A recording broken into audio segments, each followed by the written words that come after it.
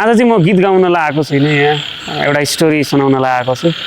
अनि आज चाहिँ म डे 41 को एउटा भिडियो खिचेर फर्काउँदै गर्दाखेरि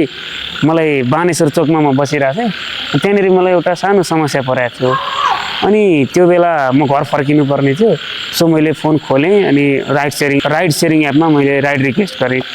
सो यतिकैमा राइड रिक्वेस्ट गर्दा हाम्रो दाइ पर्नु भएको रहेछ अनि दाइ मेरो नजिक आउनुभयो अलिकति टाढा थियो क्या त्यो राइडको डिस्टेन्स टाढा थियो केही टाइम लाग्छ म आफ्नै तरिकाले स्क्रल गरिरहन्छु र म फोन चलाएर बसिरहेको थिएँ अनि यतिकैमा म नर्मली पछाडि फर्केर बसिरहेको थिएँ दाइ आएर भन्नुभयो क्या सिधै आज कति आउँदिन हो भनेर भन्नुभयो म त ब्ल्याङ्क भयो भनेर चिनेको मान्छे पनि होइन उहाँ त नजिकको मान्छे त हामी कहिले भेटेको पनि थिएनौँ कसरी चाहिँ यस्तो भन्न सक्नुहुन्छ भनेर भने अनि ठ्याक्क त्यही बेला फोन आयो क्या कुमारमा फोन आयो अनि म अकमकेर बोल्न थालेँ मलाई पत्तै भएन के भयो अनि मसँग कुरा गर्दै जाँदा उहाँले मलाई मेरो भिडियोहरू हेर्नु भएको रहेछ अनि उहाँलाई पनि रमाइलो लाग्दो रहेछ भिडियो हेर्दा अनि मैले भने उहाँलाई अनि उहाँले सोध्नुभयो के सोध्नुभयो भन्दा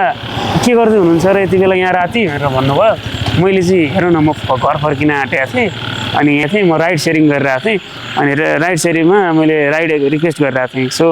यतिकैमा उहाँले मलाई कल गर्नुभयो क्या उहाँले मलाई कल गर्दाखेरि चाहिँ उहाँले कल गर्दा मेरो फोनमा कल आइदिरहेछ भनेपछि उहाँ नै मेरो राइडर हुनुहुँदो रहेछ क्या अनि यतिकैमा कुरा गर्दै जाँदाखेरि चाहिँ त्यो अचानक रूपमा त्यो थाहै नपाइकन हामी कनेक्ट भइदिन्छौँ क्या अनि त्यो एकदम रमाइलो क्षण भयो हाम्रो लागि आजको दिनमा सो 41 डे एकदम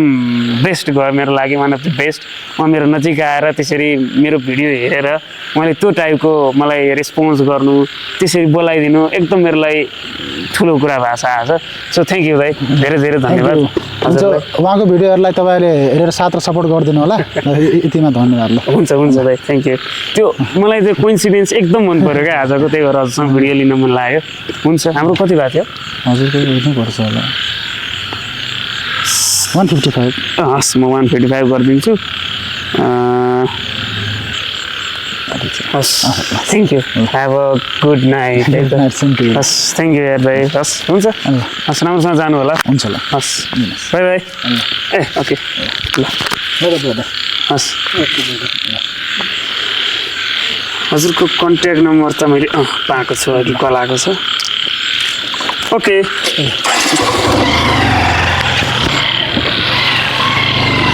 बाबा